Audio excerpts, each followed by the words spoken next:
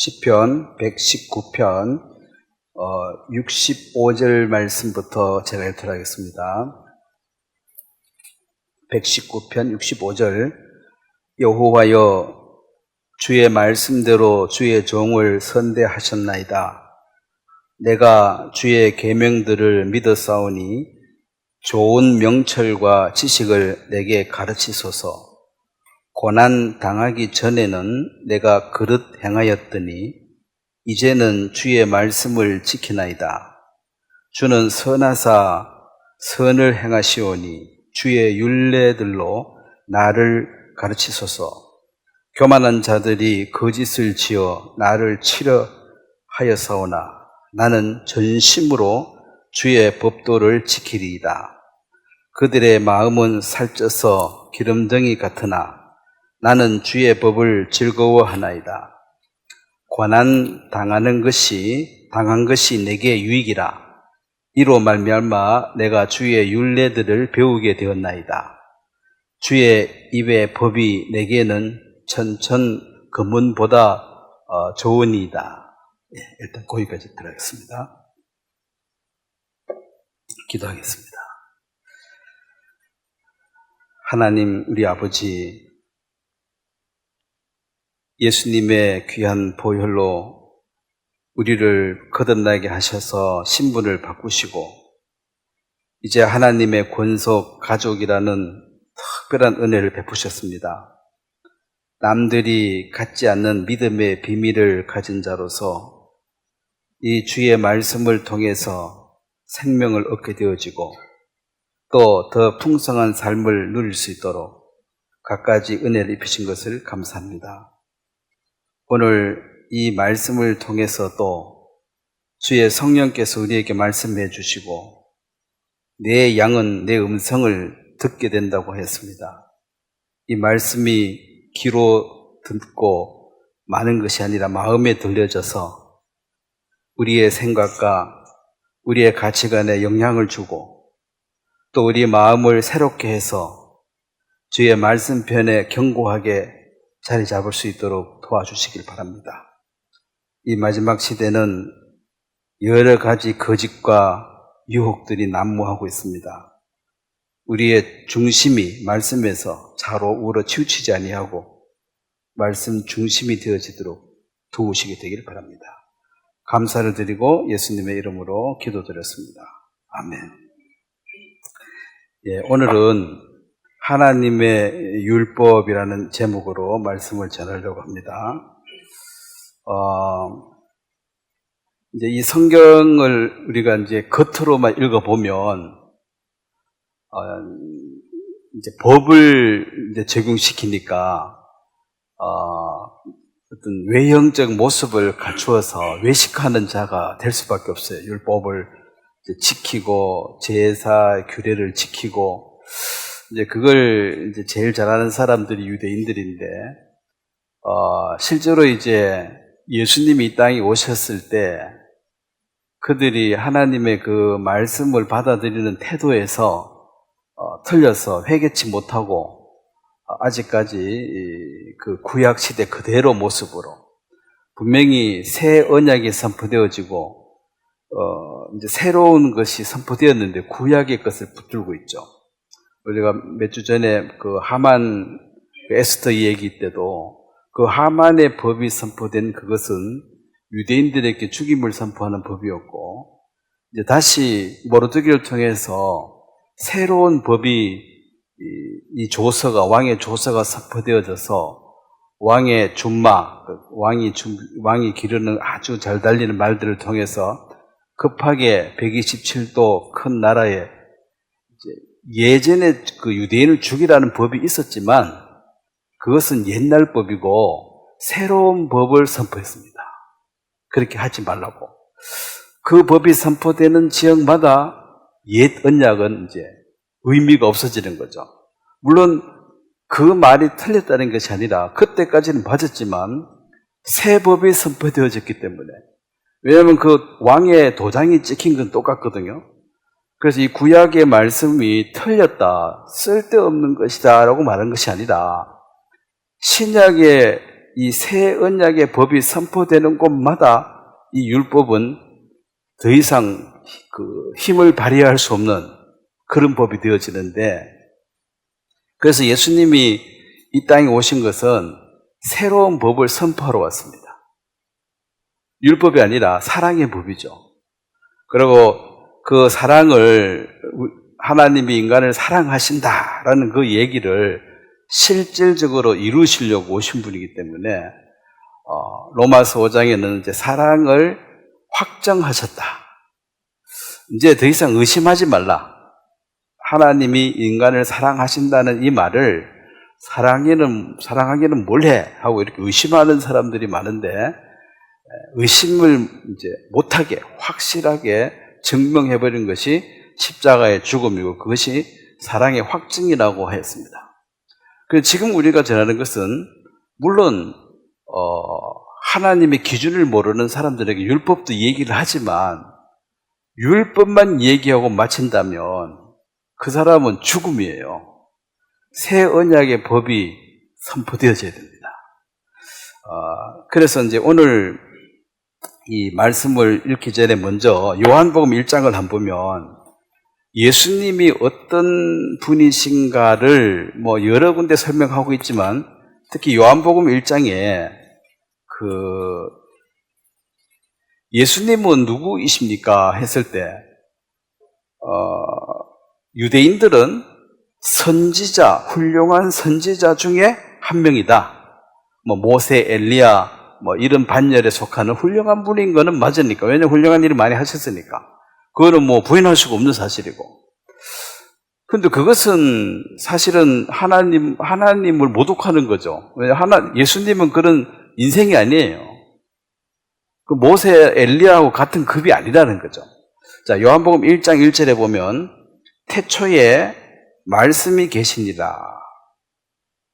그 다음에 이 말씀이 하나님과 함께 계셨으니. 그러면 여기 이제 말씀이 있었고 태초에 말씀이 있었고 이 요한복음은 예수님이 하나님의 아들인 것을 처음부터 차근차근 기록하는 거예요. 말씀이 계셨다 이 말은 예수님이 이미 계셨다는 거예요. 창세 전부터. 이 말씀이 누구와 함께 계셨어요? 하나님과 함께 계셨다. 그러면 이제 두 분이죠. 이 말씀은 곧 하나님이시다. 이 말씀은 곧 예수님은 하나님이시다. 자, 14절, 1장 14절을 한번 같이 읽겠습니다. 시작. 말씀이 육신이 되어 우리 가운데 거하심에 우리가 그의 영광을 보니 아버지의 독생자의 영광이요 은혜와 진리가 충만하더라. 자, 말씀이 육신이 되어졌다. 그러면은 태초에 말씀이 계시니라. 그 유대인들이 예수님 내가 아브라함보다 먼저 있었다 얘기하니까 유대인들이 예수님 보고 뭐라 그랬어요? 50도 안 된 것이 아브라함이 언제적 사람인데 네가 지금 말 가지고 지금 장난치냐는 거죠. 조롱을 했거든요. 근데 아니야, 나는 태초부터 있어서. 아니, 너 50도 안 됐잖아. 그렇게 이제 이 말이 안 통하는 거죠. 그럼 태초에 말씀이 계신 이 말씀이 육신이 되어 이 땅에 오신 분이 예수님이다. 이렇게 요한은 정확하게 설명하고 있습니다. 그래서 예수님은 하나님이십니다. 그리고 이제 또 예수님은 또 100% 인생이십니다. 사람입니다. 이제 헷갈리는 거죠. 보통 이제 우리가 100% 했을 때는, 자, 100% 이걸 하려고 그러면 이제 50대 50, 50%에 50% 해가지고 50% 하나님이고 50% 인간이고 그래서 합쳐가지고 100이다. 그럼 딱 맞는데 예수님은 야 나는 100% 하나님이고 또 100% 나는 사람이다. 그럼 여기 200%라고 말해야 되는데 이게 이제 200%가 없잖아요. 100%가 최고니까. 여기 이제 혼돈이 오는 게 보통 이 세상의 여러 우상들 잡신들은 신 플러스 인간이다. 그래서 우리하고 함께 간다는 거죠. 근데 이제 보통 사람들은 100%가 다 이게 이제 인간이니까 이건 평범한 거고, 여기 이제 100% 사람이 아니고 뭐 90%는 사람인데 10%가 신이 섞였던 이래가지고 특별한 사람을 자꾸 만들어요. 그 교주들도 약간 이런 게 모방합니다. 내가 너와 같은 사람인 줄 아냐? 사람이잖아. 근데 아니래. 자기는 뭔가 조금 신의 어떤 것이 좀 섞여 있어가지고 특별하다고 얘기하는 거죠. 그래서 100% 하나님이고 100% 사람인데 이거를 이제 100%로 점령하니까 이 산술적으로는 안 맞으니까 뭐야? 그러면은 자꾸 하나님이냐 사람이냐 자꾸 묻잖아요. 그래서 사람도 맞아. 100%. 그러면 하나님이야? 하나님 아니 하나님도 100% 맞아. 뭐야? 그러면 200%야? 아니 100%야. 이래 이제 헷갈리는 거죠. 예수님이 이제 하나님께 기도하는 부분도 있고, 그 다음에 풍랑이 일었을 때, 제자들 배 타고 가다 풍랑이 일었을 때 그냥 잠잠하라고 바로 명령해 버렸습니다. 하나님께 기도해가지고 하나님한테 내가 힘이 없어 하나님이 도와주고 이렇게 하는 거 바로 명령해서 바로 잠잠하라. 그러면 딱 잠잠해지는 거죠. 그래서 이런 이제 영역의 일들을 깊이 생각을 안 하면 뭐야 지금 엉터리다. 예수쟁이들 말 많고 그냥 바울의 철학에 빠진 사람들, 바울의 철학, 그 그리스도인들을 비하하는 말 중에 하나가 바울의 꼬임에 넘어간 자들, 이런 말들이에요. 바울의 철학에 빠진 자. 자, 우리가 바울의 철학에 빠졌습니까? 그건 아니죠. 우리가 바울을 숭배하는 게 아니에요. 바울도 그냥 사람이에요. 다만 선생, 이제 먼저 안 거고 많이 알았기 때문에 그의 말을 참고는 하지만은 결국 내 양은 내 음성을 듣나니, 우리는 그를 통해서 나타난 하나님의 음성에 내가 반응한 거지 바울 자체의 말을 맹종하는 사람들은 아니에요. 그게 바울의 철학에 빠진 자는 아니죠. 철학이라고 할 수도 없고 바울이 뭔 철학이 나는 모든 철학을 버렸다 그랬는데, 그래서 100% 사람이고 100% 하나님이신 분이 예수님이시다.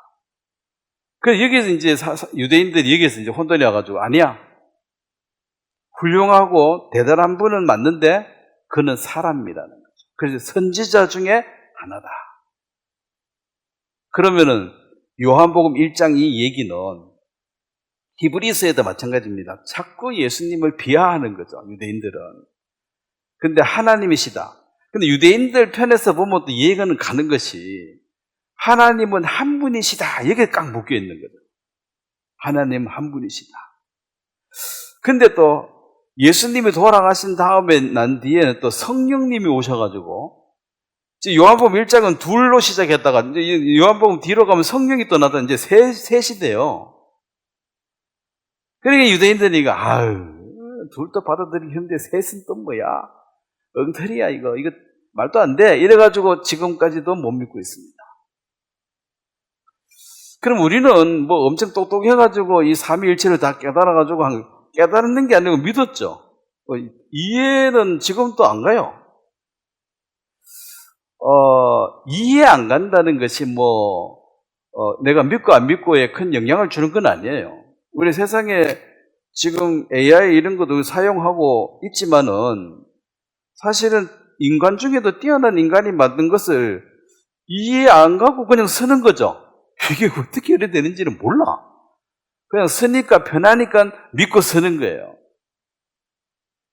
그럼 같은 인간들끼리도 이해 안 되는 부분이 분명히 있는데, 그럼 이해 안 되면 나는 그 물건 안 사고 안 쓰느냐는 거죠. 이해 안 돼도 그냥 믿고 쓰는 거지. 내가 그거 못 만드니까. 근데 이제 하나님의 일이 다 이해된다면 그분은 하나님이 아니죠, 이미. 내가 다 이해되면은 내 수준하고 하나님 수준하고 어떤 거예요? 같거나 못하니까 이게 다 된 거지. 나보다 조금만 뛰어나면 이해를 못한 부분이 있다니까요. 그래서 교만한 사람들이 나 이해하고 믿으려고 하는데 이해 안 돼서 못 믿는다고. 그럼 내가 네 머리 나쁜 건 어떡하냐? 네가 머리 나빠서 이해 못한 건 어떡하냐? 똑똑하대. 에? 똑똑한데 진짜 똑똑한 사람 못 만나봐서 자기 똑똑한 줄 알지. 이 첨단 무기 만들고 새로운 분야를 개척하는 사람들이 그런 사람 천재예요. 이 땅에 없는 것을 만들어내요. 그냥 남 해나는 거 가지고 지식도 사실은 내가 연구하지 않았는 지식은 훔쳐온 거죠. 훔쳐가지고 내 것처럼 말하잖아요. 네가 실습해봤어?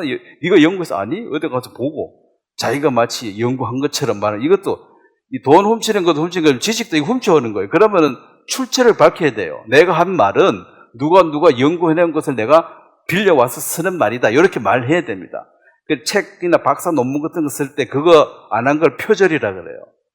남이 연구해낸 걸 훔쳐와가지고 지가 연구한 것처럼 발표하면 그거 가짜라는 거지. 인용할 수는 있는데 반드시 요 부분은 누구의 논문 몇 페이지를 인용했다라고 적으라는 거야. 그러니까 이제 이 태초에 계신 그 예수님이 때가 돼서 이 말씀이 육신이 되어 이 땅에 오셨다. 그게 예수님입니다. 그래서 말씀이 곧 하나님이시다. 이 말도 그러면 하나님을 사랑한다. 그럼 말씀하고 말씀이 하나님이다. 자, 이걸 어떻게 하나님의 말씀이 하나님과 같다 이 말은 그러면 하나님을 사랑한다 이 말은 뭘 사랑하는 거예요? 말씀을 사랑하는 게 하나님을 사랑하는 거예요. 그럼 하나님을 싫어한다. 그럼 말씀을 싫어하는 거죠. 하나님을 미워한다. 말씀을 신경질 내고 뭐 이런 게 다 있나고 짜증내는 그게 이제 싫어하고 미워하는 거잖아요. 그래서 말씀이 육신이 되어 이 땅에 오신 이 하나님이 이제 예수님이시니까 예수님을 사랑합니다. 하나님을 사랑합니다. 이건 추상적인 거, 이거 안 보이는 것이고 문자화된 게 말씀이니까. 그럼 말씀을 사랑하느냐 미워하느냐로 이제 판단할 수밖에 없다는 거죠. 그럼 지금 이 시대에 굉장히 많은 지식이 있습니다. 엄청나요. 그 많은 지식은 사실은 이 참 지혜, 참 지식, 이 말씀을 그냥 완어무댐 해가지고 많은 것 중에 이 성경도 그냥 그 지식 중에 하나를 집어넣어가지고 이걸 희석시키는 거예요. 그 쓰잘데기 없는 거 막 얘기해가지고 진짜 중요한 얘기가 그게 묻혀버리는 거예요, 지금. 요즘 TV는 밤에도 나오죠. 아침에 뭐 애국가 부르고 하는 게 아니죠. 그냥 밤새도록 막 계속 나오고 또 회원에서도 계속 지식이 나오는데 진짜 여기 바늘 하나 있으면 찾으면 바늘을 이게 수천 개, 수만 개 갖다 부어버리면은 그 바늘을 내가 못 찾는 거잖아, 섞여가지고. 이 정보의 홍수, 이 지식이 너무 많아져가지고 결국은 이 참 지식인 이 말씀이 거기 묻혀버려가지고 똑똑해. 그걸 많이 알죠, 사실은. 여러분이 많이 알겠습니까? 여러분의 아들, 딸들이 많이 알겠어요. 아들보다 손자, 손녀하고 비교해도 손자, 손녀가 많이 여러분 많이 알아요. 조금만 있으면 밀립니다. 손자, 손녀 더 똑똑해. 그러니까 왜 정보가 너무 많아. 근데 걔들은 하나님 말씀이 들어갈 공간이 없어요. 너무 쓰잘데기 없는 것을 많이 집어넣어놔가지고 꽉 차가지고 넣으려고 들어갈 구멍이 없어. 이걸 좀 버려야 돼. 그것이 이제 지금 말씀에 대한 태도입니다. 그럼 교회에 가면은 성경 말씀을 또 얘기 다 하느냐? 교회에도 성경 말씀 얘기 안 합니다. 펴놓기는 펴놓고 읽어놓기는 읽어놨는데 싫어하거든. 막 선지자들이 말하면 귀를 틀어막고 그래도 계속 한번 때려 죽이고 한 게 그게 들으면 싫다는 거예요. 말하지 말라는 소리지. 그냥 세상 얘기는 좋은 거야. 체질이 딱 맞고. 그래서 이 말씀을 읽는 것도 책도 이 세상에 성경책 한 권밖에 없으면 전부 그것만 볼 텐데. 세상에 책이 몇 권이에요? 뭐 알 수도 없지. 하늘에 별처럼 많을지도 몰라. 지금도 계속 쓰고 있어요. 그 많은 책 중에 이것도 섞여버렸어.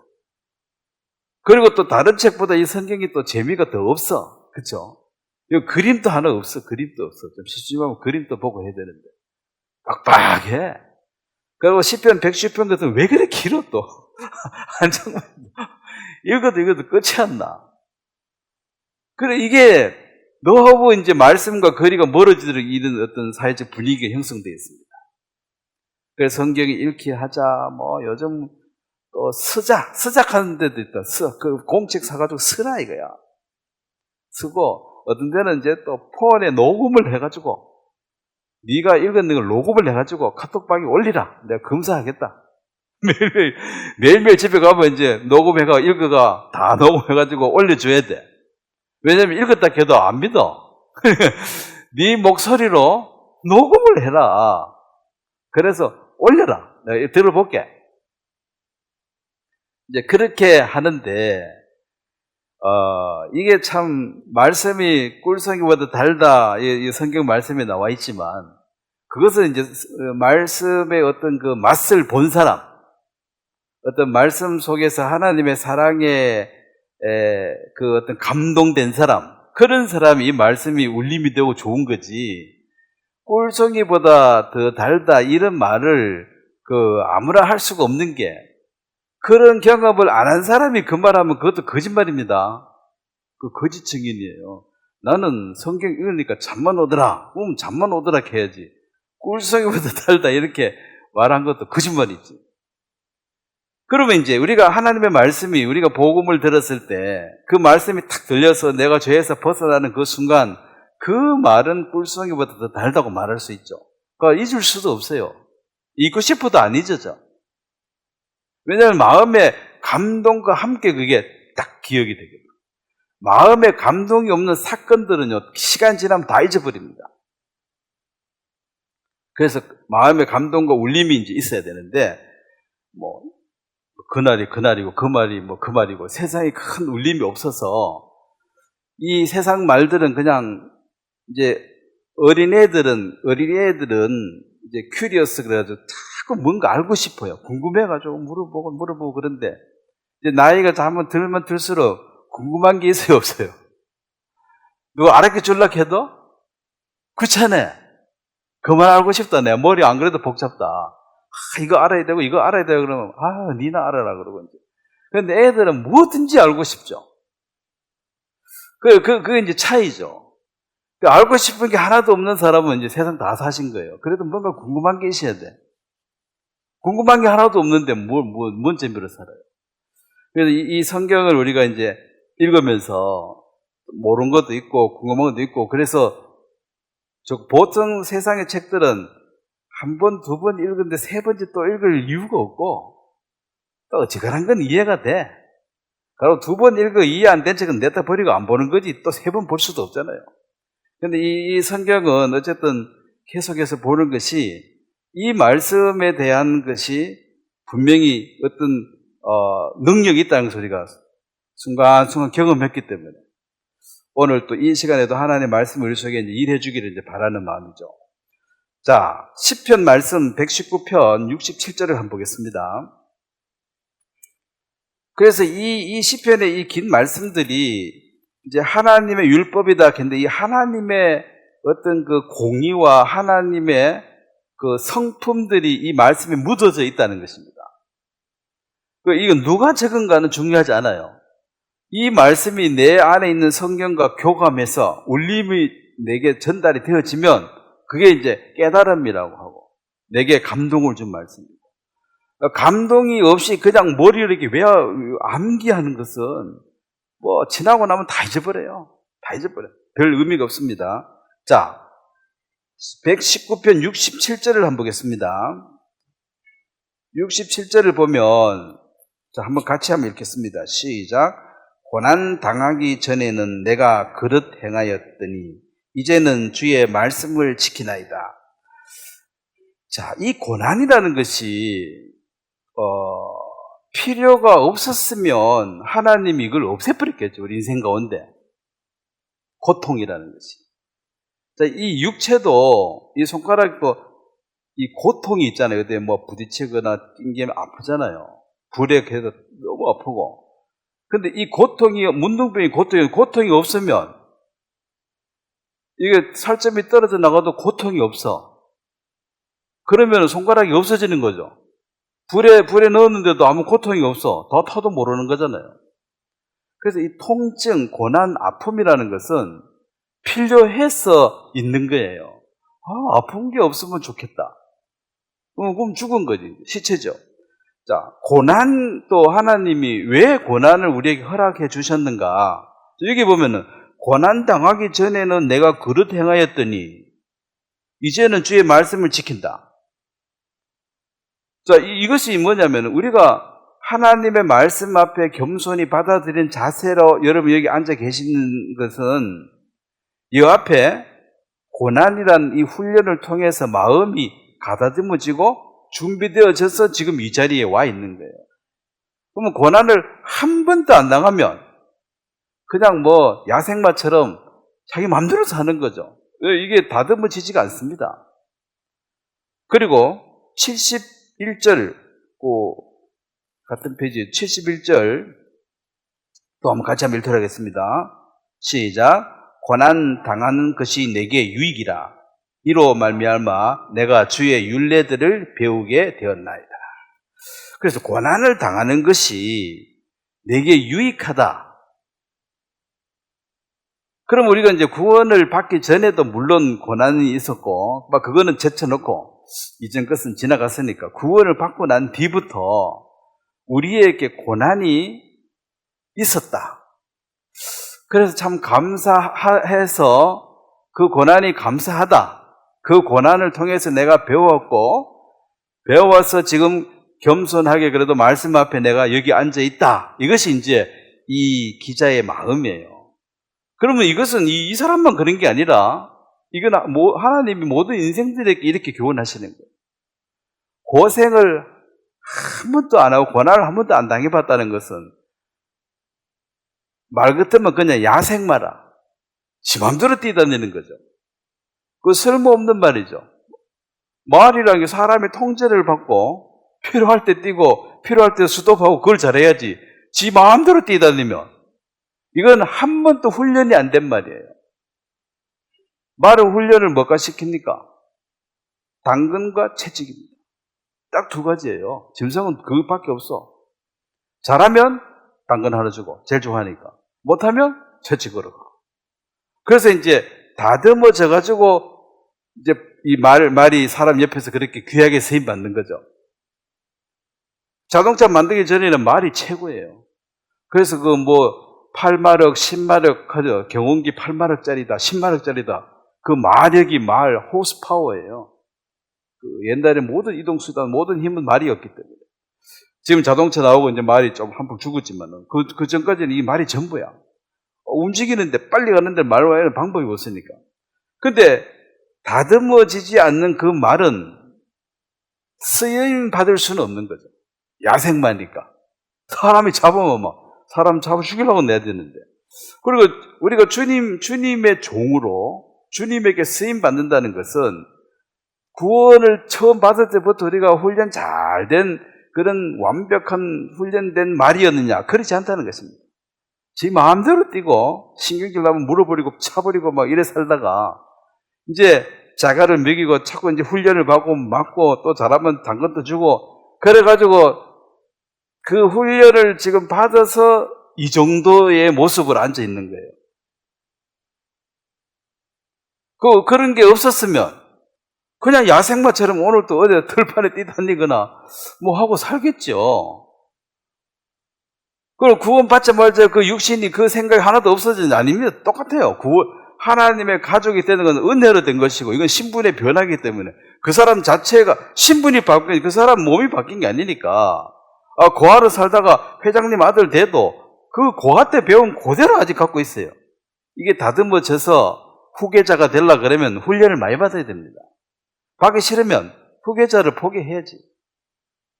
나는 뭐 후계자 싫고 그냥 다시 고아원에 갈란다. 뭐 그러면 이제 자기 마음대로 사는 거지. 근데 상속을 받고 후계자로 살라 그러면 후계자 수업을 받아야 된다는 거죠. 그것이 이제 이 고난이란 말을 훈련이라고 생각하십니다. 훈육을 해야 된다. 그래서 히브리서 12장 또 똑같은 얘기거든요. 자, 한번 보겠습니다. 잘 아는 말씀이지만은 그 고난, 훈련이 없으면 12장 6절이죠. 자, 우리의 구원은 절대로 취소될 수 없는 완벽한 구원입니다. 왜냐하면 하나님의 시로 거듭났기 때문에.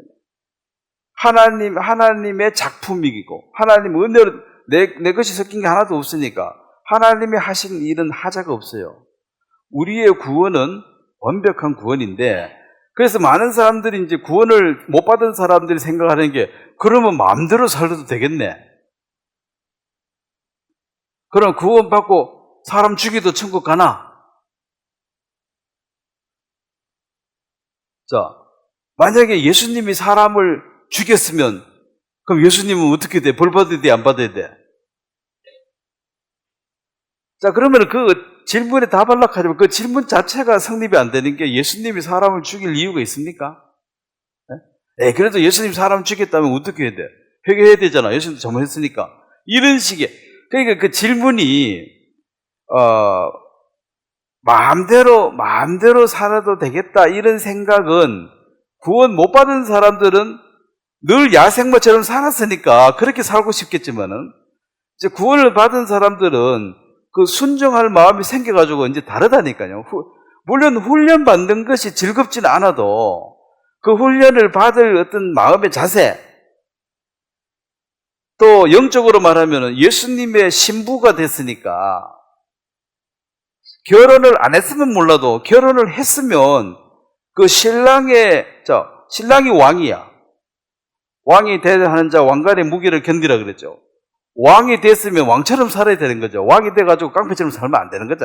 그러면 왕관을 버리고 왕자리 딴 사람 주고 그냥 깡패로 살든지, 왕이 되고자 하는 자 왕관의 무게를 견디라 이 말은 그 품위를 가지고 똑바로 살아라 이 말이에요. 그러면 예수님이 우리의 신랑이고 교회가 신부니까, 신랑이 예수님이고 내가 신부 같으면은 그 신랑에 맞는 신부의 어떤 모양을 갖추고 살아야 된다. 그 싫으면 결혼을 안 했어야지. 마음대로 살려면 결혼을 안 해야 되고, 결혼을 하기로 마음먹었을 때는 이제 이 남자하고 평생 산다 마음먹고 해야지. 그럴 생각 없으면 결혼을 안 해야죠. 그래서 구원이라는 것이 이제 신랑을 기쁘게 하는 신부의 모습으로 다듬어 간다. 아름답게 꾸며져 간다. 바꾸어져 간다. 그래서 금방 구원 받았을 때와 세월이 지났을 때 훨씬 이제 신부스럽다는 거죠. 신부스럽다. 그전에는 그냥 마음대로 뛰다니고 살다가 좀 다듬어져 가고 있다. 이게 이제 영적으로 성숙했다고 말합니다. 그럼 신부라도 다듬어지지 않는 신부도 있겠죠. 부끄러운 신부도 있는 거죠. 마음대로 살라고. 그 다윗의 아내 중에서 마음대로 시집 가버린 여자 있잖아요. 미갈처럼. 근데 내 아내 미갈을 데려오라. 다윗이 그 이스라엘의 왕으로 초대를 받았을 때 내가 한 가지 조건이 있다 그랬거든요. 우리의 왕이 되라고, 왕 좀 돼달라고 부탁을 하니까 장로들이 찾아와가지고, 그래 내가 왕 돼줄 텐데 한 가지 청이 있다. 뭐냐? 내 아내 미갈을 데려오라. 그것이 예수님이 이 땅에 지상 재림하실 때 모습입니다. 신랑 대신 예수님이 이 땅에 재림하시면 누구만 찾겠어요? 내 아내 신부를 데려오라. 그게 휴거죠. 딴 건 안 찾습니다. 근데 이제 딴 데 시집을 가버렸으니까 신부스럽지 못하잖아. 결혼을 했는데 딴 데 시집 가가 그것도 잘 살고 있어 또. 그거가 잘 살수록 더 문제가 많은 거지. 그래 왕궁에 오기는 왔는데 뭐 기분 나쁘겠죠? 지금 살고 있는 남편하고 재밌게 잘 살고 있는데 뭐 와가지고 일이 와락해서 강제로 끌려와가지고 있으니까 기분이 나쁘겠지. 그래서 그런 모습이 이제 신부스럽지 못한 신부, 성숙하지 못한 그리스도인의 모습을 가르치죠. 자, 그래도 왕궁으로 불려왔어요, 안 불려왔어요? 왜냐하면 결혼했기 때문에. 이것은 나눌 수가 없는 거죠. 자, 그래서 이제 구원받아서 막 살면 어떡하냐. 자, 그럼 인간들도 그 생각하는데 하나님은 그 생각을 당연히 했겠죠. 구원받은 사람이 막 살면 어떻게 할 것이냐. 자, 히브리서 12장입니다. 6절을 보겠습니다. 제가 읽겠습니다. 주께서 그 사랑하시는 자를 징계하시고, 자, 징계하시고, 이게 이제 영어로 디스플린이라고, 디스플린이라는 게 명사가 디사이플입니다. 디사이플은 제자죠. 제자 훈련. 주께서 사랑하는 자에게 디스플린, 그러니까 제자 훈련을 시킨다. 훈육을 하겠다. 훈련을 시키겠다. 이 훈련 이거로 고난이죠. 자, 그냥 이제 청년이 군대 영장 받고 훈련소 갑니다. 완전히 사제 인간이다, 걔. 사제 물기 안 빠졌다. 넌 군인이 아니야. 아직 사제물이 덜 빠졌어, 그래. 그래서 군대 가면 말투부터 바꿔요. 뭐 했습니다? 뭐 했습니까? 까 아니면 다로 끝내래. 뭐 사투리 있으면 얻어맞아요, 또. 군대 말로. 그리고 이 걷는 거, 밥 먹는 거 다 바꿔야 돼. 주머니 손 넣으면 또 얻어맞고, 전부, 이 사제끼 다 빼라는 거죠. 농담, 웃는 것도 엄청 맞아요. 니가 웃어워? 그러면 춥해. 많이 웃는 사람은 늘 얻어맞아야 돼. 웃다가는 늘 맞는 거예요. 사실 우습게 보면 다 웃었거든. 이상하잖아요. 모여가지고 그냥 걸어가면 내 줄 맞춰서 걸어가고, 웃겨, 보면. 밥 먹을 때도 앉아가지고 이렇게, 이거 웃겨. 근데 웃기 시작하면 다 우스운거리거든. 웃는 거 엄청 싫어요. 웃으면 때리거든. 그리고 그 훈련을 많이 받고 빡세게 받으면은, 이제 공수부대 이런 데 차출된 사람들은 처음 군대 들어갈 때부터 공수부대가 된 게 아니고 그냥 평범한 청년이 잡혀갔는데 훈련을 빡세게 받고 이제 이 힘들게 받을수록 이 사람이 이제 군인 중에서도 이제 A급 군으로 바뀌는 거죠. 설렁설렁 받고 나오면 방이에요, 방이. 동사무소 지키는데 빡세게 할 필요 없잖아. 그래서 똑같은 사람인데 어떤 훈련 코스를 견디내느냐에 따라서 그 사람의 등급이 달라져요. 아, 공수부대 출신이야. 그럼 낙하산 타고 점프하고 그거 다 해야 되잖아요. 근데 방해는 그런 거 안 해도 되잖아요. 그래서 이제 날 때부터 공수부대로 태어난 게 아니고 그냥 평범한 사람인데 그 공수부대 훈련 코스를 다 통과하고 나니까 공수부대 요원이 됐다는 거죠. 그 훈련입니다. 그 훈련은 내가 자고 싶으면 자고 놀고 싶으면 놀고 그런 게 훈련이 아니고 그 스케줄 따라 무조건 해야 돼. 안 하면 얻어맞고 해야 돼. 그냥 할래 맞고 할래 그 차이밖에 없어요. 어차피 해야 돼요. 아니면 탈영하든지. 대한민국에서 군대 탈영해가지고는 사회생활하기 어렵습니다. 그렇게 견뎌내야 돼. 그래서 그 훈련의 중간에 탈영하지 않고 견뎌내는 것이 인내입니다. 그래서 옛날에는 군대 갔다 왔다 그러면 사람이 기본은 됐겠네 이렇게 말해주는 거죠. 왜냐하면 엄청 힘든 걸 참아야 되거든. 안 그러면 벌써 탈영했거든.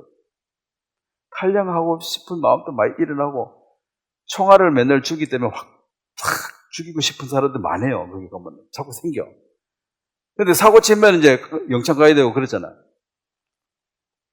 그걸 견뎌내는 것을 인내라 그럽니다.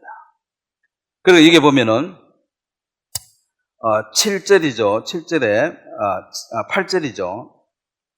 8절 읽어보면 7절 제가 읽겠습니다. 너희가 참음은 징계를 받기 위함이다. 자, 이 징계라는 이 말을, 이게 디스플린이거든요. 훈련, 훈육. 훈련과 훈육은, 참는다. 그냥 탈령 안 하고 버티는 것이 이제 훈련을 받는 자의 태도예요. 힘들다고 도망가면 안 돼. 그걸 버티면은 결국은 군대 국방부 시계는 돌아가. 언젠가는 6주, 8주, 12주 이렇게 훈련, 이게 4주 코스 되고 6주 되고 8주 되고 있고, 이 많이 갈수록 이제 군인이 빡세지는 거야. 그러면은 다 통과하고 나면은 산전수전 다 겪어가고 참아야 되니까 그걸 인내라 그래요.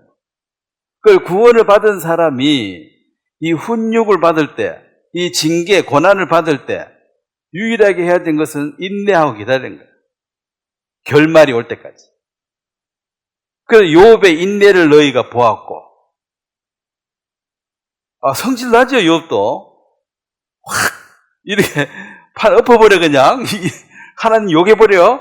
이렇게 그 옆에 부인이 그래 했잖아. 욕해버리라고. 하나님 믿어가 잘된 게 뭐냐고 지금. 애도 다 죽고 말이야. 그 욥의 아내를 욕할 수도 없어요. 아니, 어느 여자가 지 자식 다 죽었는데 제정신 가진 사람이 있겠어요? 욕하지. 하나님이고 뭐고. 근데 자기가 지금 자식이 다 죽어버려서 욕 나오게 돼 있지. 그래서 욥은 이제 끝까지 입술로 하나님을 저주하지 않았다. 뭔 뜻인지는 아직은 이해를 못했지만 욥이 왜 고난을 당했습니까? 총회에서 그냥 의결이 나버린 거예요. 욥은 모르고 하나님하고 천사하고 사단하고 회의하다가 욥 딱 정해가지고 훈련 하락했거든. 총회에서 이미 회의해가지고 결정을 해버렸어요. 근데 하나님 욥한테 통보해줬어요, 안 해줬어요? 그러게 아무것도 모르고 그냥 당하는 거야. 그냥 당하니까 답답하죠. 그렇지만 선하신 하나님이 어떤 결말을 주실지에 대한 끝까지 인내하고 있었는데 그것이 욥의 인내를 너희가 보았다. 그래서 그 훈련을 못 견디고 중간에 탄력하는 사람은 이제 훈련을 못 받은 거고 실패하는 사람이고, 탈령 안 하고 계속 있으면은 결국은 군인이 되어집니다. 군인이 되어져. 군인으로 날 때부터 군인으로 난 게 아니고 훈련소 들어갈 때까지도 개판이야. 근데 훈련소 통과하고 나면 군인이 돼서 나와요. 이걸 훈련이라고. 이걸 이제 우리말로는 고난이라 징계라 했는데 약간 영어로 보면 조금 오해의 소지가 있어. 징계는 자문해가 벌 받는 거잖아. 군대 가서 훈련 받는 게 자문해가 벌 받는 건 아니죠. 왜 훈련 받습니까? 강력한 군인이 되려고. 목적이 있잖아요. 강력한 군인이 되려고. 자문해가 벌 받는 게 아니죠. 군인이 되게 하는 과정이니까. 훈련 자체가 힘드니까 고생이니까 저주받았냐? 그 저주가 아니라는 거지. 그래서 그럼 악인들은 잘만 산다 그랬잖아요. 악인의 형통함이 너무 많은 거야. 의인 됐는데 왜 이래 힘드냐? 그래, 훈련을 통과해서 이제 성숙한 군인, 특수 임무를 수행할 수 있는 그런 어떤 역량을 갖추도록 하는 것. 우리는 이 땅에 복음을 증거하는 그런 군사죠. 특명을 받은 사람입니다. 그걸 증거하는 위치에 있어서 옛 육신대로 야생마처럼 지 맘대로 뛰다니고 그래가지고는 안 되고 질서에 맞게 또 한 팀이 되어져서 연합해서 이 일을 이제 해야 된다. 그래서 그 훈련을 받아야 되고 그 훈련 안 받고 탈령해버린 사람들은 수임 못 받는 거죠. 탈령했는데 어떻게 군인을 쓰겠습니까? 그래서 이게 징계는 다 받는 것이거늘 너희에게 없으면 사생자요 친아들이 아니다. 그러니까 의인들이 죄인이 너무 형통하게 잘 사는 거 보고 시험 들 뻔했다 그랬잖아요. 시편 기자가 악인의 형통함을 보고 내가 거의 실족할 뻔하였다. 악인은 저리 잘 풀리는데 나는 왜 이리 어렵냐? 하나님 욕 나오려고 합니다. 이게 이제 겨우 참는 거죠. 근데 그 과정들이 이제 다윗에게도 그런 과정들이 있었습니다. 그러니까 여기서 이제 11절에도 무릇 징계가 당시에는 즐거워 보이지 않고 슬퍼 보이나 후에 그로 말미암아 연단을 받은 자들은 의와 평강의 열매를 맺느니라. 이게 이제 열매, 성령의 열매가 맺어지는데 군인스럽게, 군인답게 살기 위해서는 훈련 과정을 반드시 통과해야 된다. 어렵다고 탈령하면 안 된다는 것입니다. 그 탈령 안 하고 견뎌내는 것을 인내라 그런다. 그 언젠가는 결말이 있다는 거죠. 너희가 욥의 결말을 보았느니라. 그 결말은 욥이 귀로만 듣던 하나님을 내가 눈으로 보나이다. 또 성숙된 모습, 차원이 다른 세계를 보게 되고 한 차원 높은 신앙의 성숙한 인격으로 변화될 뿐 아니라 또 그 물질적인 것도 2배로 복을 받았다. 왜냐하면 이제는 그 2배를 주도 육을 위해 쓰지 않고 하나님의 군인으로 합당한 삶을 살 것을 믿는 거죠. 복도 준비 안 된 사람에게 복을 주면 복이 안 됩니다. 이게 뭐가 다 잘 되면 좋을 것 같지만 다 잘 돼가지고 끝까지 잘 된 사람이 없어요. 자, 역대하 말씀을 하면 역대하 26장을 한번 보면 잘된 사람, 잘 되다가 망한 사람이에요. 근데 이게 뭐 이 우시아 왕만 그런 것이 아니라 역대하 26장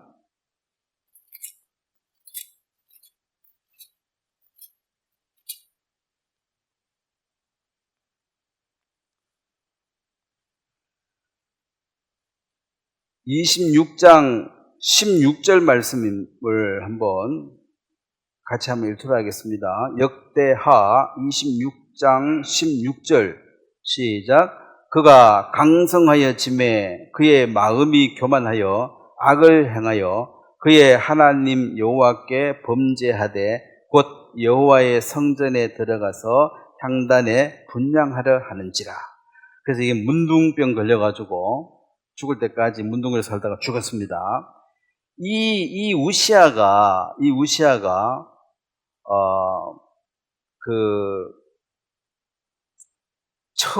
처음 왕이 되었을 때는 그렇지 않았지만 이제 하나님의 은혜를 입어가지고 잘 됐어요.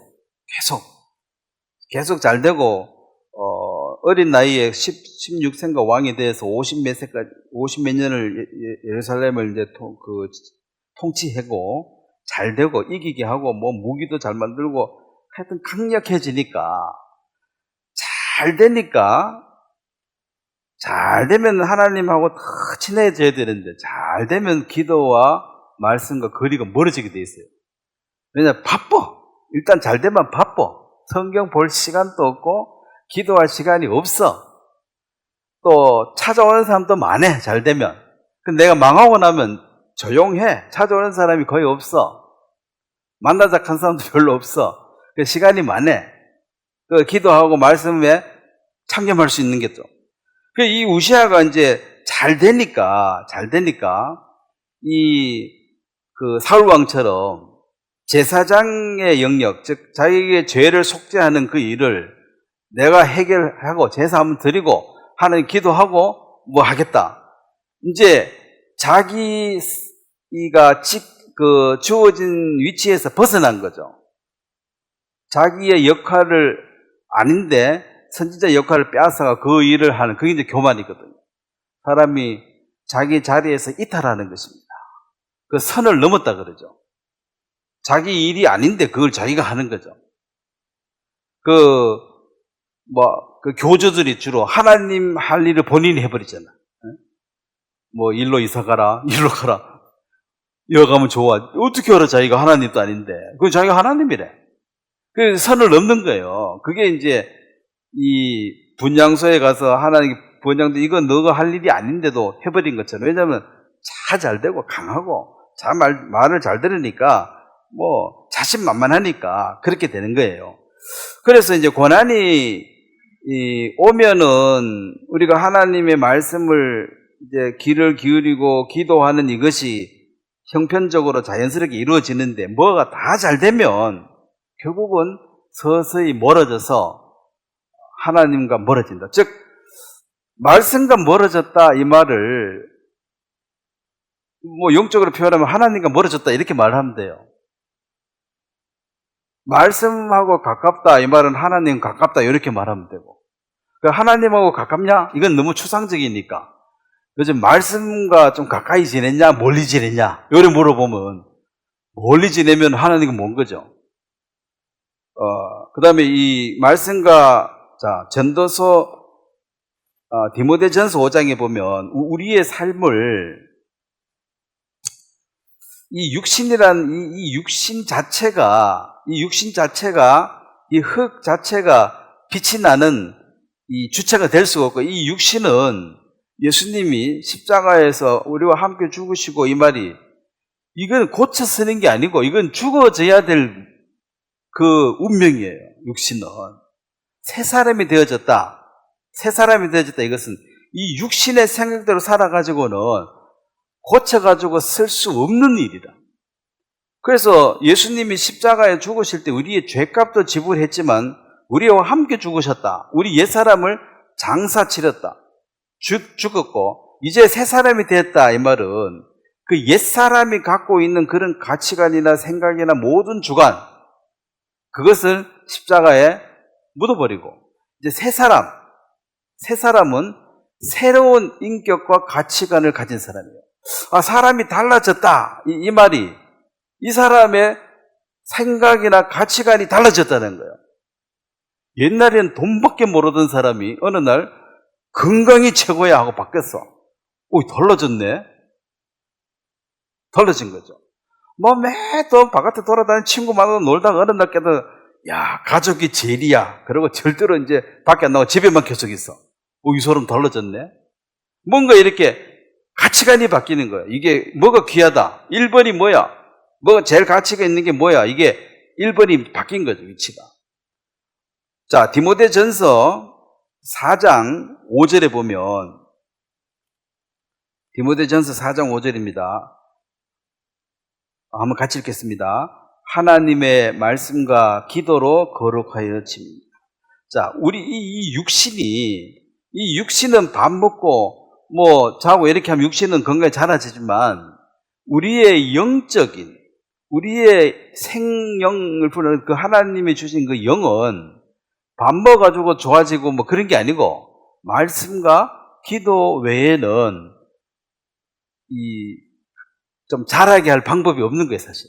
교통할 방법이 없고. 그러면 말씀은 뭐예요? 말씀은 하나님이 내게 해주는 말이에요.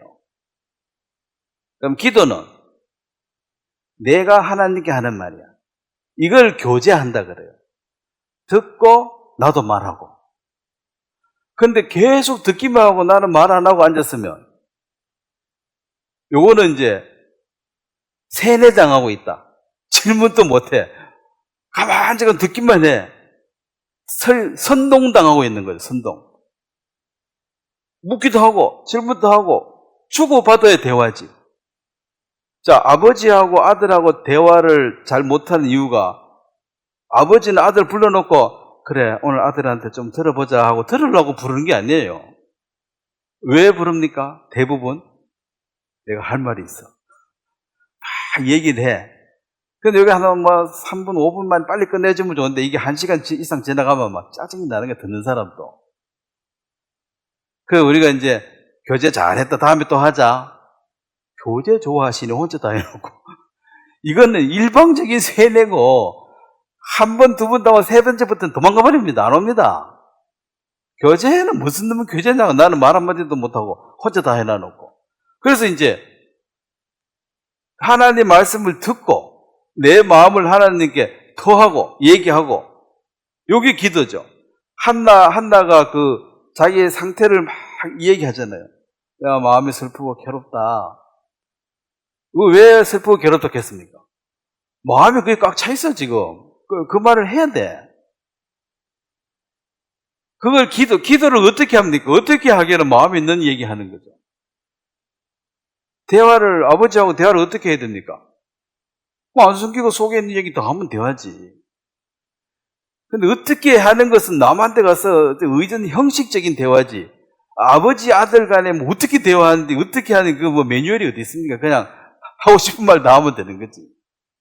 그래서 이제 기도와 말씀은 주고받는 거예요. 이게 교통이라 그럽니다. 이게 소통하고 있다. 그러면 기도만 계속 하면은 이것도 안 돼. 또 말씀만 계속 듣기만 해도 이것도 안 돼. 이 일방적인 거잖아요. 그래서 기도와 말씀이 병행이 됩니다. 그래서 소통이 잘 된 거예요. 그래서 하나님께 내가 할 말 다 해야지 너도 속이 시원하지. 네? 그 기도를 어떻게 하기? 그게 뭐 저기 뭐지? 기도하는 법 막 그거 배워가지고 막 기도 멋지게 하는 그거는 뭐 연극 배우는 그렇게 하시면 돼. 연기는 그렇게 하시면 되지만은 기도는 자기 마음에 하고 싶은 얘기를 하시는 거예요. 그리고 골방에 가서 하라는 얘기가 아무도 없다. 하나님하고 나 1대1로 하는 것이니까 못할 말이 뭐 있어. 그리고 사람한테 할 필요는 없어요. 그 사람한테 얘기해봐야 별 관심도 없고. 그럼 뭐 하나님은 우리의 기도를 하시기 전에 우리의 사정을 이미 알고 있습니다. 뭐 생판 모르는 얘기를 우리가 하나님 듣고 깜짝 놀라는 게 아니고 이미 다 알고 있는 거예요. 알고 있는데 우리가 얘기를 하니까 이제 하나님한테 마음을 내가 열었다는 거지. 얘기를 한다는 것은. 말 안 한다 이 말은 마음 닫았다는 거예요. 해봤자 뭐해? 그러면 자식이 아버지 앞에 와서 이야기 쭉 하면은 그 듣기 전에 애 상태를 알아야 몰라요. 이미 알잖아요. 그건 얘기한 것은 얘가 이제 나한테 마음을 열었구나. 대화가 되는구나. 그래서 하나님께 우리가 자백한다, 고백한다. 그 안에도 이미 다 알고 있어요. 그래도 내가 함으로 내가 하나님 마음을 열었다. 마음 닫힌 사람하고는 말을 안 해요. 말하기 싫다니까.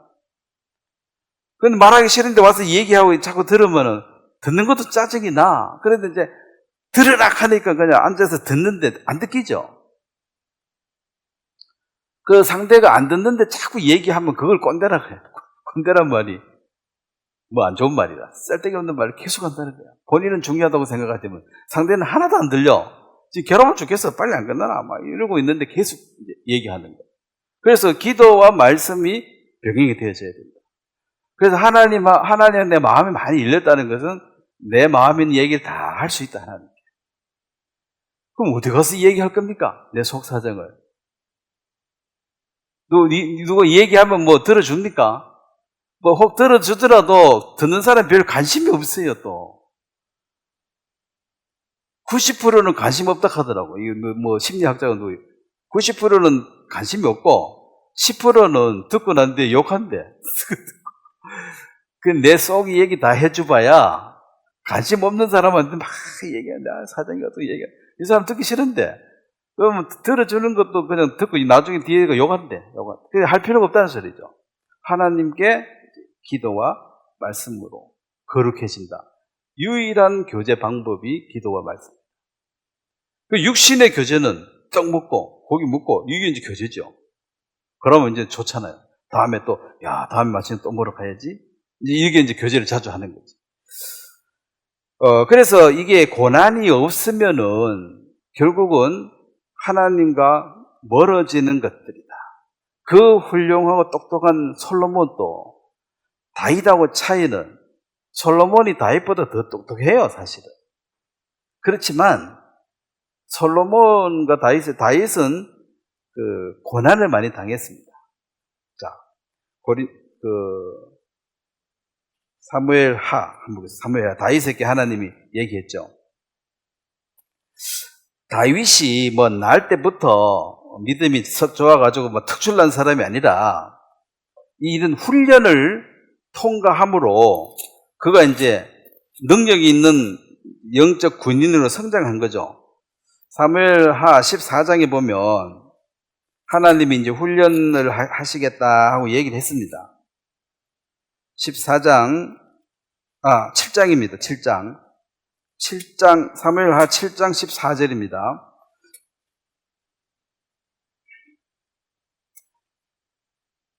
14절, 15절 두 절을 한번 읽도록 하겠습니다. 시작.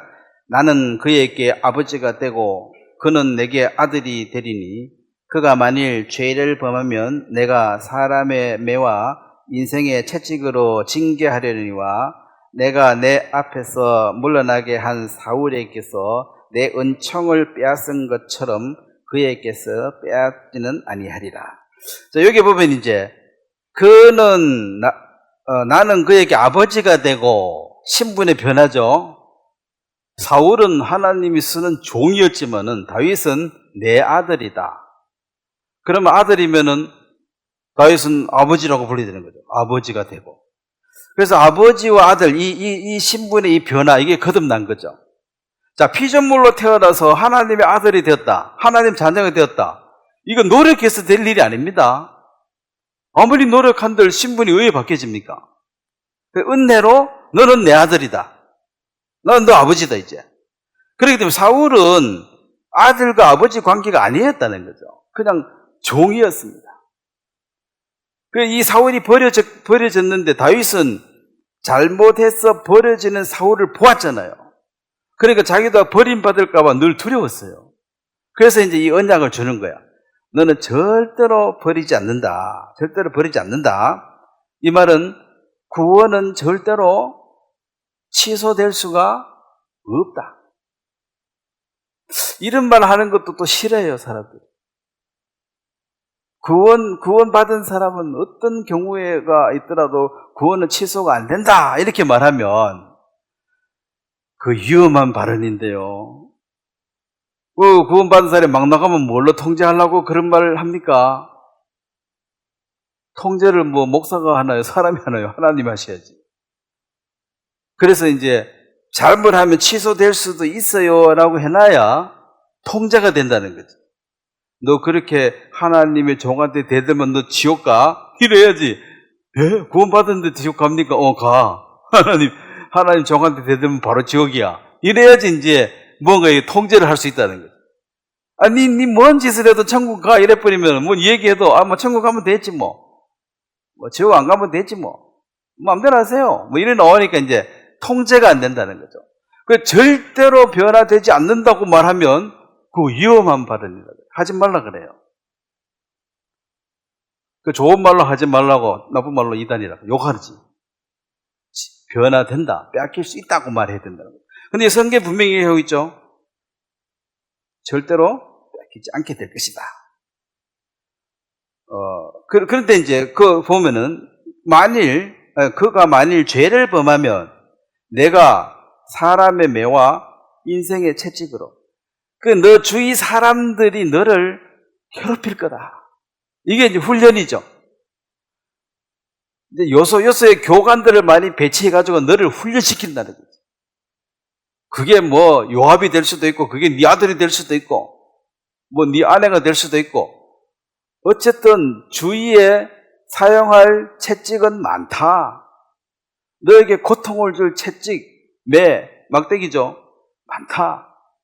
그래서 나는 너를 야생마처럼 그렇게 마음대로 살도록 내버려두지 않고 반드시 길들여진 하나님의 군병으로 바꿀 것이다. 이것이 이제 만약에 그렇게 하지 않는다면 넌 내 아들이 아니라는 거죠. 내 아들이 망나니처럼 살기를 바라는 아버지가 어디 있습니까? 설령 그 아버지가 깡패라도 내 아들은 똑바로 살아라 해. 나처럼 살지 말라 그러고. 그런데 선하신 하나님이 자기 아들, 딸을 네 맘대로 살아라. 나는 신경 안 쓴다. 이렇게 하면은 그럼 아버지가 아니지.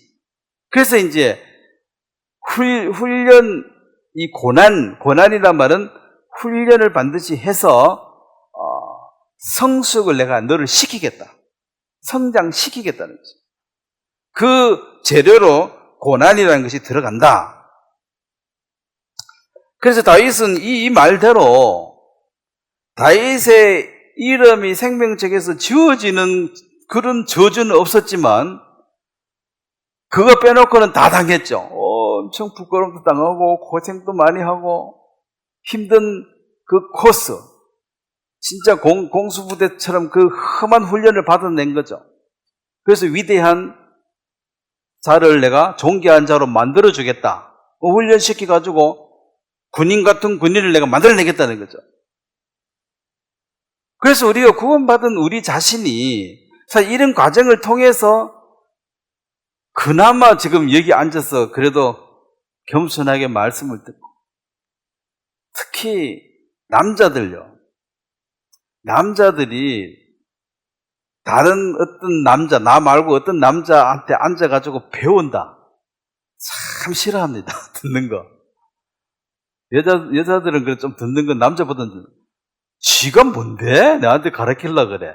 그리고 나이 어린 사람한테 뭘 배운다. 엄청 겸손해야 돼. 이거 아주 힘든 일이야.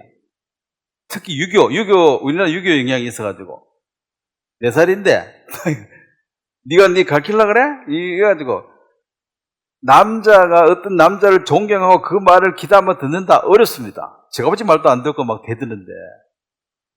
근데 이제 무엇이 우리 마음을 낮추어서 내가 말씀 앞에 와서 듣고 있는 이 모습은 엄청 변화된 모습이에요. 변화 안 됐으면 저도 뭐 일요일마다 여기 와서 말씀 전할 일이 없겠지. 다른 친구들처럼 그냥 살겠죠. 뭐 너라고 별 수 있는 사람이 있냐는 거죠. 그래서 이제 이런 과정을 겪어서 저런 일을 통해서 자꾸 다듬어가지고 야생마처럼 뛰놀다가 이제 딱 잡혀가지고 이제 가라면 가고 서라면 서고 그래야지 말을 타지. 그죠? 말이 지 맘대로 넌 가자 하는데 오늘 뛰기 싫은데 가만히 있어 하는데 오늘 나 좀 뛰고 싶어 이렇게 지 맘대로 뛰다녀가지고는 그 쓰임을 못 받는 거죠. 왜냐면 그거는 방해꾼이니까 차라리 없는 게 낫지. 그런 말은. 그래서 이제 훈련을 이렇게 받는 이 과정을 이게 이제 지나고 보면 그런 일이 없었더라면 내가 참 여기까지 신앙생활도 못했겠다. 신앙은커녕 구원도 못 받았겠다. 그게 맞는 표현이에요. 근데 정신이 이제 그 청명이 좀 늦게 돌아가지고 늦게 깨달아서 탈이지. 결국은 하나님의 인도하심은 참 선하시구나. 그렇게까지 세밀하게 관여해 주셔서 내가 이 정도 이 모양으로 됐지. 만약에 그냥 내버려 뒀으면 엉망으로 사는 거지. 안 그렇겠습니까? 다 한성질 하시는데 누가 조용조용 살겠냐는 거죠. 자, 창세기 7장 말씀을 보고 좀 마무리하도록 하겠습니다. 창세기 7장 17절에 있는 말씀을 한번 보도록 하겠습니다. 이 방주에 관한 얘기인데 방주 구경 시간에도 방주 안에 안 들어오면은 구원 못 받습니다. 안에 들어와셔야 돼. 방주에 대해서 박사님이라도 안에 안 들어오시면 안 돼. 왜냐하면 이 방주에 들어오지 않는 모든 사람들은 다 전멸당하는 게 심판이었습니다. 그것은 예수 안에 들어오셔야지 구원이야. 못 들어오면은 멸망입니다. 자, 오늘은 그 얘기보다도 여기 이제 7장 17절 말씀을 제가 한번 읽어보겠습니다. 홍수가 땅에 40일 동안 계속된지라 물이 많아져 방주가 땅에서 떠올랐고. 자, 이 물을 성경에 이제 에베소 5장에도 물은 말씀이다. 그러면 이 방주는 굉장히 무거운데 땅에 딱 붙어 있잖아요. 우리가 이 인간이 이 육신이 땅에 딱 붙어가지고 그냥 육신적으로 살다가 죽을 운명이에요. 근데 이 방주를 뭐 어떻게 띄울 것이냐? 이걸 들 수 있는 사람은 없죠. 크니까. 근데 이제 물이 자꾸 들어오니까, 물이 자꾸 차니까 방주가 떠오르더라. 즉, 이 육신의 생각에 매여서 종노릇하다가 그렇게 죽을 인생이 성령의 인도를 받아서 육신을 극복하고 하나님의 인도를 받아서 땅에서 떠오른 바울처럼 영의 인도를 받는 이 삶은 이 육신의 소욕에서 벗어난 사람이거든요. 그 어떻게 이게 띄워지느냐? 방법은 하나다. 물을 많이 채워야 된다. 그렇죠? 그러니까 17절에 물이 많아지니까 방주가 땅에서 떠올랐고, 또 18절 물이 더 많아지니까 물 위를 떠다가 이제 움직이기 시작했다는 거지. 19절 물이 땅에 더욱 넘침에 천하의 높은 산이 다 잠겼더라. 이제는 아무런 방해꾼이 없다는 거죠. 마음대로 다녀도 되도록.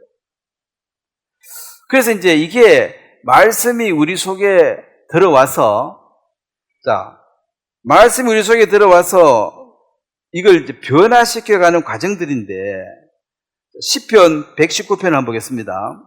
오늘 읽은 말씀 중에 시편 119편에 9절 말씀을 한번 보겠습니다.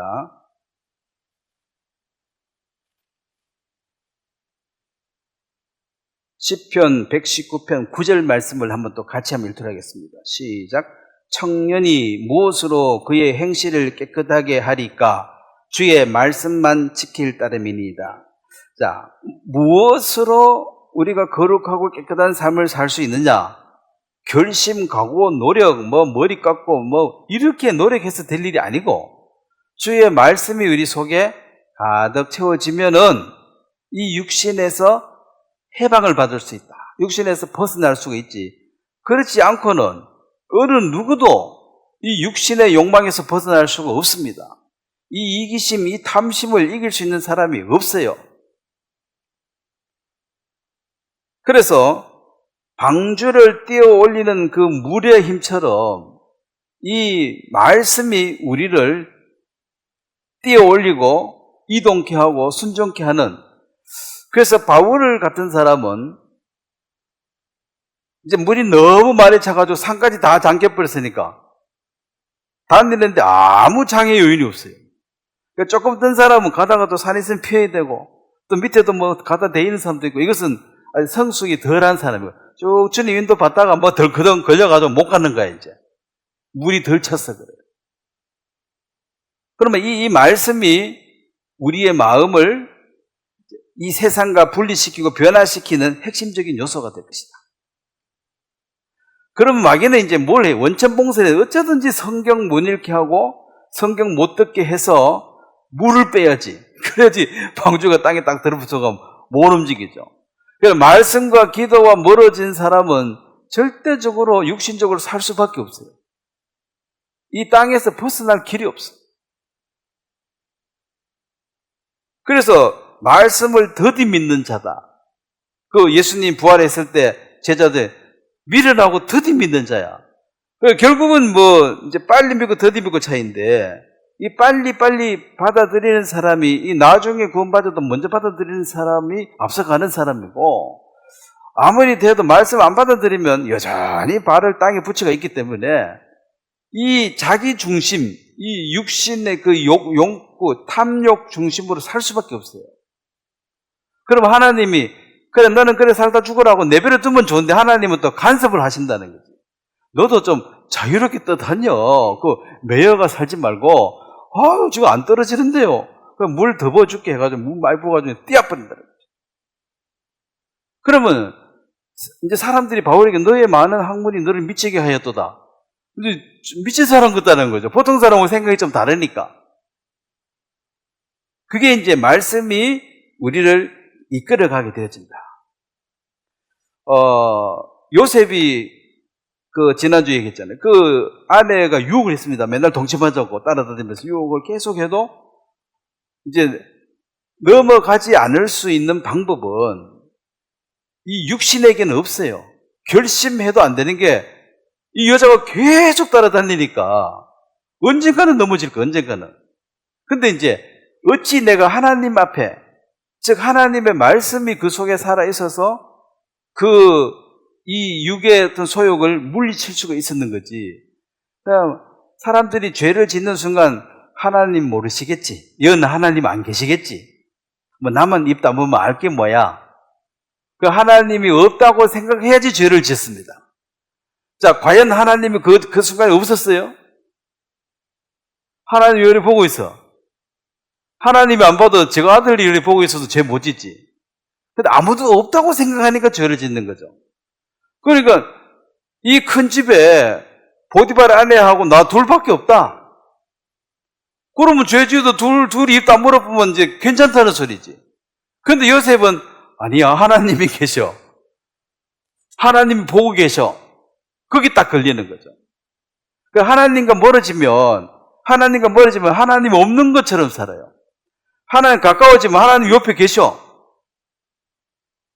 그 옆에 있으니까 함부로 할 수 없다는 거지. 이게 가깝다는 거죠. 마음에서 하나님이 가까운 사람은 어떤 결정 순간에 하나님이 보고 계시는데 이 생각이 들고, 하나님 멀어지면 하나님 어디 있어? 하나님 계시지. 저 하늘 저 멀리 계시니까 이건 안 봐. 과연 하나님이 안 보실까요? 자기 마음에서 없는 거죠. 보고 계십니다. 보고 계시고 그런 이제 것들을 통해서 이제 사람들을 바꾸어 나가는 거예요. 하나님의 말씀을 받아들이고 안 받아들이고는 죽고 사는 문제입니다. 출애굽기 말씀에도 왜 우박이 내리기 전에 바로의 신하들에게 모세가 얘기했잖아요. 너 들판에 있는 거 다 집에 들라라. 안 그러면 우박이 내려와가지고 짐승 다 벼락 맞아 죽고 너희도 다 죽는다. 빨리 안으로 들라라 했을 때 그 말을 듣고 순종하는 사람도 있고 그 말을 조롱하는 사람도 있고, 그 순종한 사람들은 처음부터 집 안으로 들이고 그런 게 어디 있나 하고 비웃는 사람들은 그냥 놔놓고 사는 거죠. 그래서 다 맞아 죽는 거지. 그래서 말씀을 받아들이고 안 받아들이고가 물론 자기 선택이에요. 그런데 그 책임을 본인이 지셔야 된다는 거죠. 그래서 인생은 우박에 내려서 죽는다. 그러면 하나님이 아무 말 안 하고 그냥 쳐 죽이는 게 아니라 살 길을 가르쳐 줬거든. 이거 들어가면 안 죽어. 근데 너 이해가 안 되는데 그게 그 인간은 이해하고 안 하고 그걸 묻는 게 아니고 순종할래 안 할래 둘 중에 하나를 선택하시면 돼요. 이해 안 되는 건 내 머리가 나빠서 그렇구나 그렇게 생각하셔야 돼.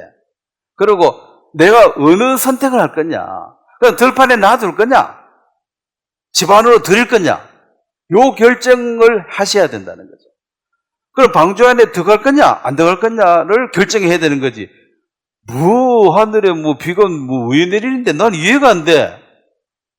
그럼 이해 안 되면은 비 안 내립니까? 이해 안 된다 말도 맞아.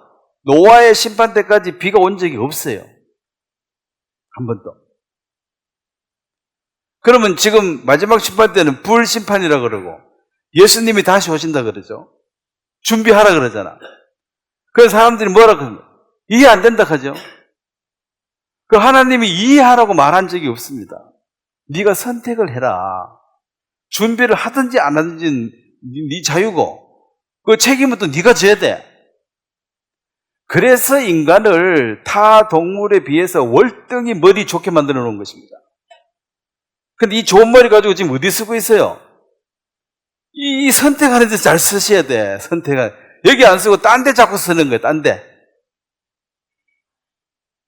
딴 데 써보면 뭐해? 비가 내리면 똑똑한 사람은 안 죽습니까? 박사님은 안 죽는가? 다 죽어요. 다 죽어. 아이고, 너 이해가 안 돼서 안 들어갔는데, 이해가 안 돼서 안 들어가든 이해해도 안 들어가든 똑같습니다. 결론은.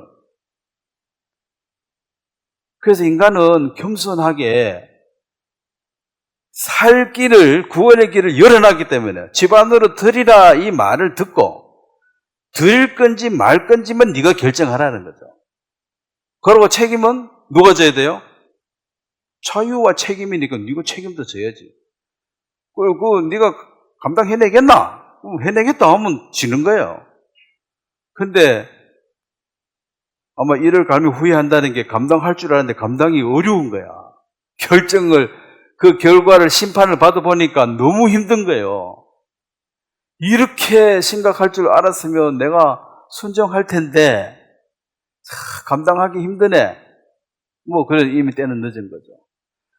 그래서 이 선택을 잘 하라고 인간의 머리를 그렇게 똑똑하게 만들어 놨습니다. 사람이 똑똑해요, 안 똑똑해요? 네? 속으로 내가 니보다 배나 똑똑하다 그 생각 지금 선딱 갖고 있어요. 배나 똑똑한 내가 배나 멍청한 너한테 내가 얘기를 들을 이유가 없지. 그래서 남 말 듣기 싫어해요. 내가 얘기하고 싶어. 왜? 내가 2배 똑똑하니까 너보다가.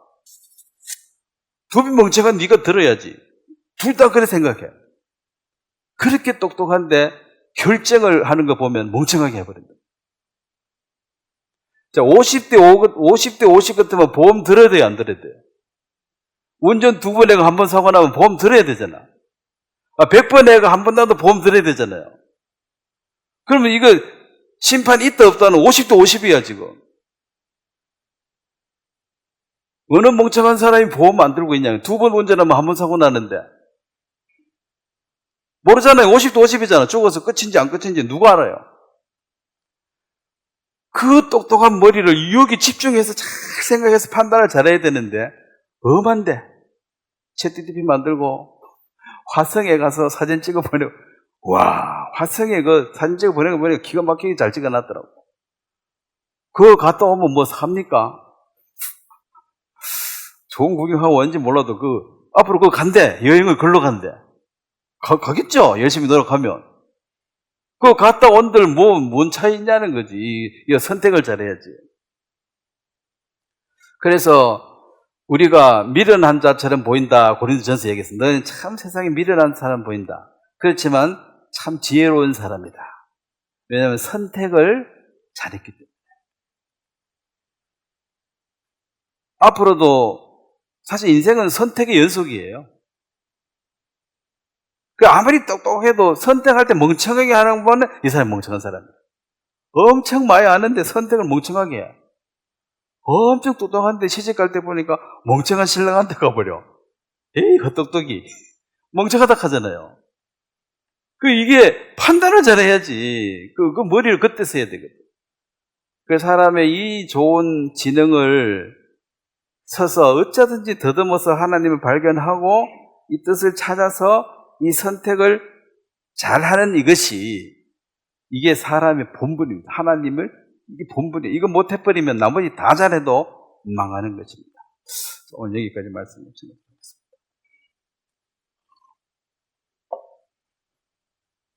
하나님 아버지, 하나님의 크신 은혜로 남들이 보지 못하는 영적 세계를 주님이 보게 해주신 것을 너무나 감사하고, 또 남들이 듣지 못하는 주의 음성을 들을 수 있도록 우리의 영적 귀를 열어주신 것을 너무나 감사하고, 우리에게 하나님 총명을 주셔서 이 지혜로 하나님의 말씀을 또 받아들이고 이 말씀 속에 주님의 마음을 받고 그 마음을 우리가 이해하고 받아들이는 놀라운 복을 받았습니다. 이 마지막 시대에 사람들에게 올바른 선택을 할 수 있도록 우리가 도구로 쓰여지기를 원합니다. 그들이 어떤 선택을 하든 그 사람의 자유이겠지만 그 선택의 그 결과는 너무나도 큰 차이가 있습니다. 먼저 우리가 올바른 선택을 한 우리들이 그들이 올바른 선택을 할 수 있도록 도와주고 또 이끌어서 하나님의 귀한 복을, 우리가 누린 이 귀한 복을 그들도 함께 누릴 수 있도록 축복해 주시고, 특별히 우리의 가족이나 또 지인들이 이런 놀라운 복을 받게 되기를 바랍니다. 그들이 불못에 빠져서 영원한 고통 당하는 것을 우리가 원치 않습니다. 주께서 우리의 마음을 헤아리시고 그들의 마음 속에 역사해 주시게 되기를 간절히 바랍니다. 감사를 드리고 예수님의 이름으로 기도드렸습니다. 수고했습니다.